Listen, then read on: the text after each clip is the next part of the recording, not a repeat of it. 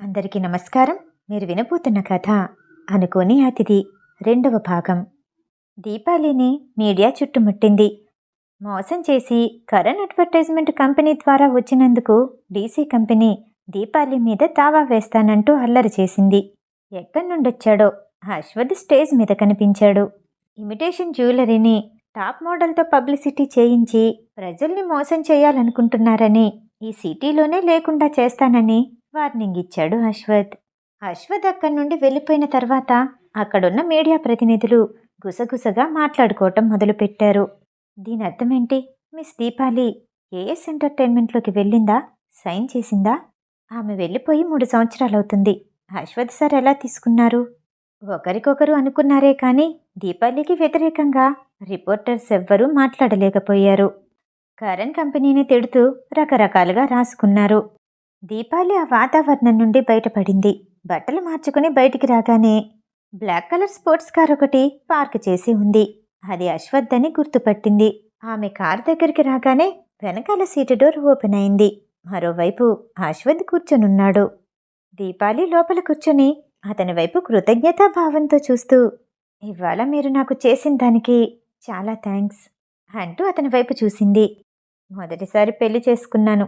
కొత్తగా వచ్చిన నా భార్యని అందరూ ఏడిపిస్తుంటే చూస్తూ ఊరుకుంటానా? అశ్వథ్ ఒకేసారి కళ్ళు 2 కొడుతూ సరదాగా అన్నాడు.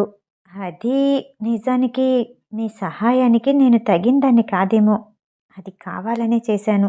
అక్కడున్నది నేనే అని అందరికీ తెలియాలనుకున్నాను. పెదాలు 2 బిగిస్తూ ఇబ్బందిగా చెప్పింది దీపాలి.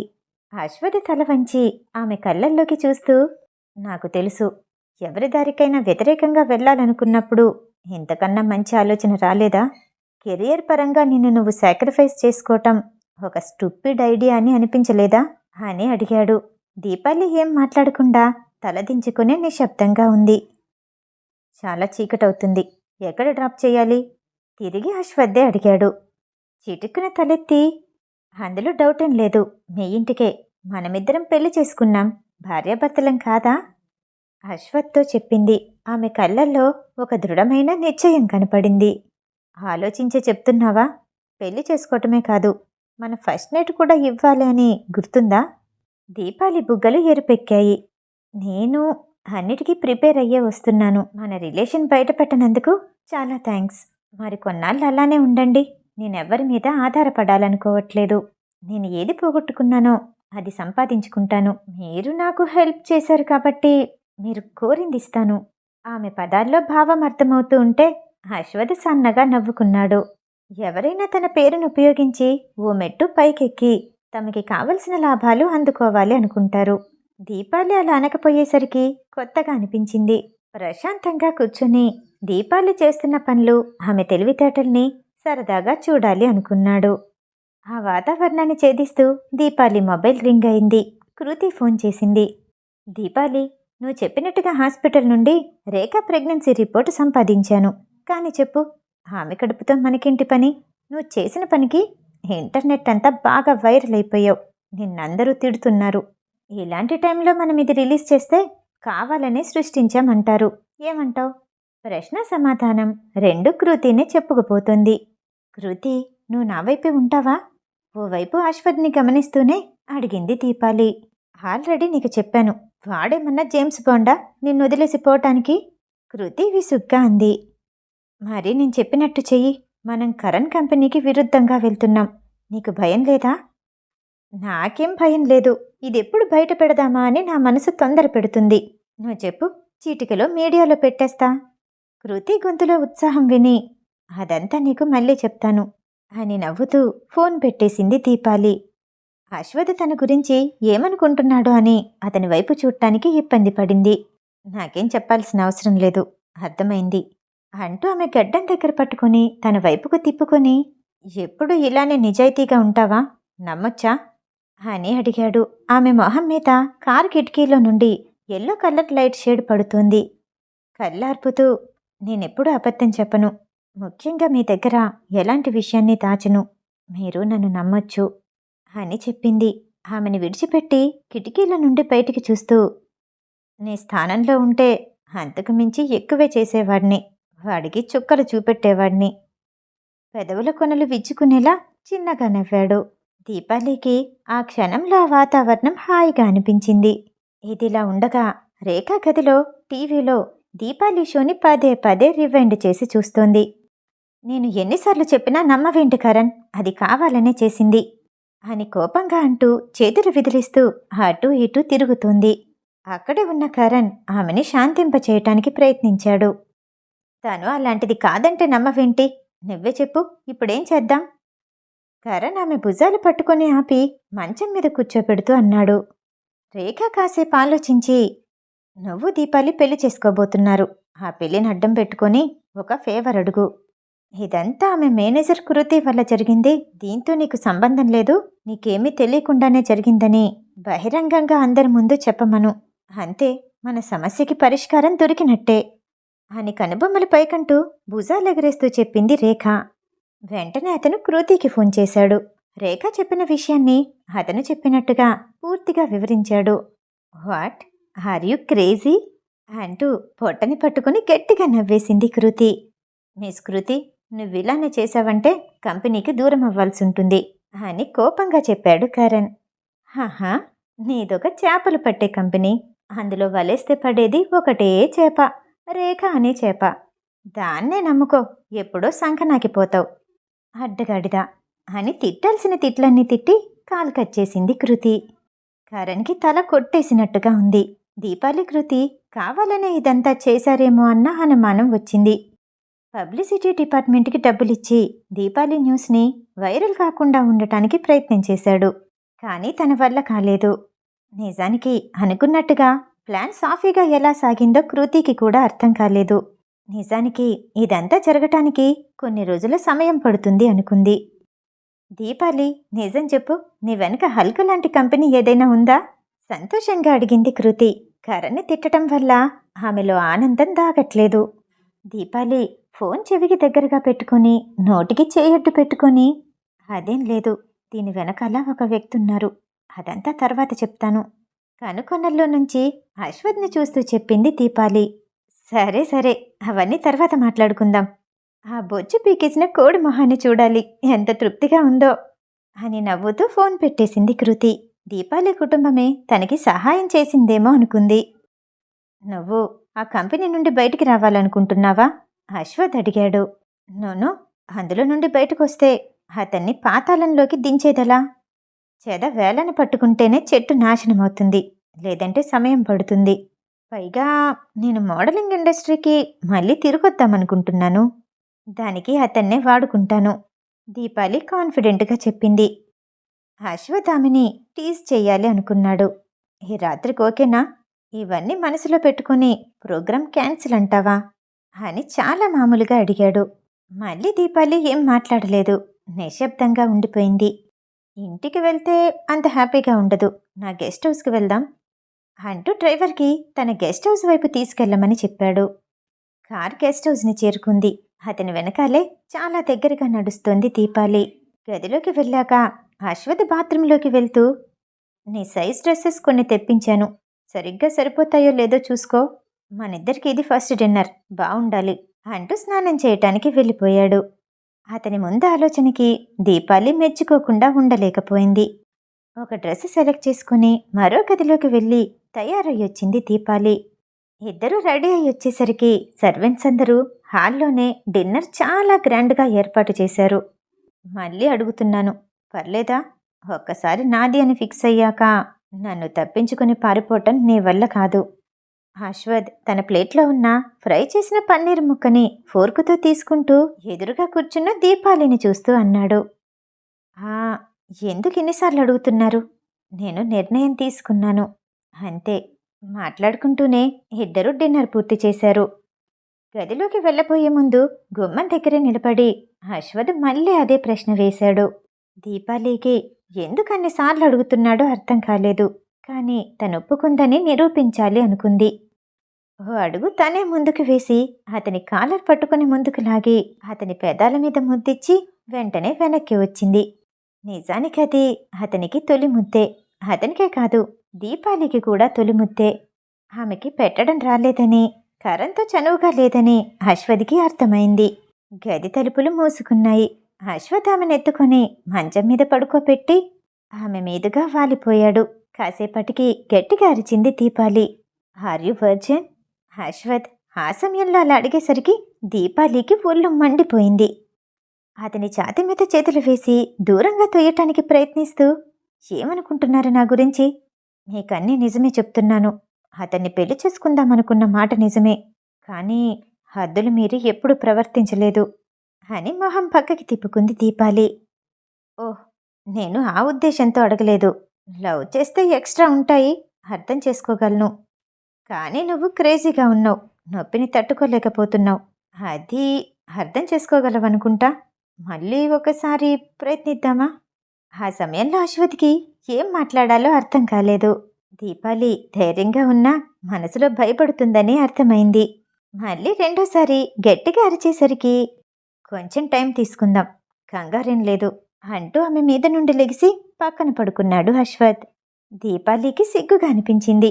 పెదాల చివర కొరుక్కుంటూ లెగిసి బట్టలు వేసుకుని మంచం మీద కూర్చుంది. అదే సమయంలో మంచం పక్కనే టేబుల్ మీద ఉన్న దీపాలి మొబైల్ రింగ్ అవటంతో అశ్వథ్ అందుకొని దీపాలికి దగ్గరగా ఉంచాడు. తను మొబైల్ తీసుకొని, "ఆ, కరణ్ ఫోన్ చేస్తున్నాడు, పర్లేదా, మాట్లాడమంటారా?" అశ్వథ్ని చూస్తూ అతని అనుమతి కోసం అడిగింది దీపాలి. "ఇట్స్ ఓకే" అన్నాడు అశ్వథ్. వెంటనే కాల్ పికప్ చేసి లౌడ్ స్పీకర్ ఆన్ చేసింది. "దీపాలి, ఎక్కడున్నావు?" కరణ్ కోపంగా అడిగాడు. "అది రిపోర్టర్స్ అందరూ నన్ను వెంటాడుతున్నారు, నాకు భయం వేసింది, అందుకే ఓ ఇంట్లో దాక్కున్నాను." "నిజం చెప్పు, ఇలా చెయ్యాలని నీ మేనేజరే చెప్పిందా?" అతని గొంతులో కటువు దీపాలికి అర్థమవుతోంది. "అయ్యో కరణ్, ఈ విషయంలో కృతికి ఏమీ తెలీదు.